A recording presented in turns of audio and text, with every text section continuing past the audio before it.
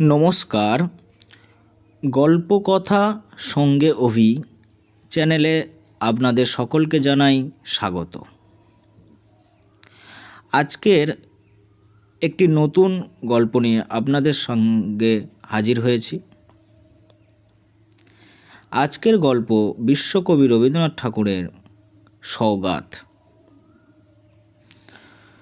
পুজোর পরব কাছে, ভাণ্ডার নানা সামগ্রীতে ভরা, কত বেনারসি কাপড়, কত সোনার অলংকার, আর ভাণ্ড ভরে ক্ষীর দই, পাত্র ভরে মিষ্টান্ন।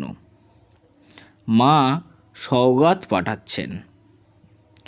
বড় ছেলে বিদেশে রাজ সরকারে কাজ করে, মেজ ছেলে সওদাগর, ঘরে থাকে না। আর কয়টি ছেলে ভাইয়ে ঝগড়া করে পৃথক পৃথক বাড়ি করছে। কুটুম্বরা আছে দেশে বিদেশে ছড়িয়ে। কোলের ছেলেটি সদর দরজায় দাঁড়িয়ে সারাদিন ধরে দেখছে ভারে ভারে সওগাত চলেছে। সারে সারে দাসদাসী, থালাগুলি রং বেরঙের রুমালে ঢাকা। দিন ফুরলো, সওগাত সব চলে গেল।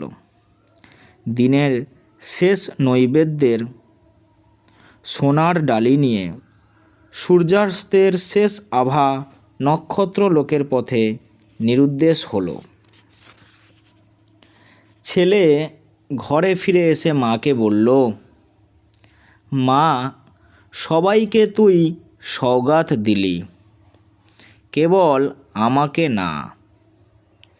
মা হেসে বললেন, সবাইকে সব দেওয়া হয়ে গেছে, এখন তোর জন্য কি বাকি রইল এই দেখ। এই বলে তার কপালে চুম্বন করলেন। ছেলে কাঁদো কাঁদো সুরে বললে, সওগাত পাবো না মা?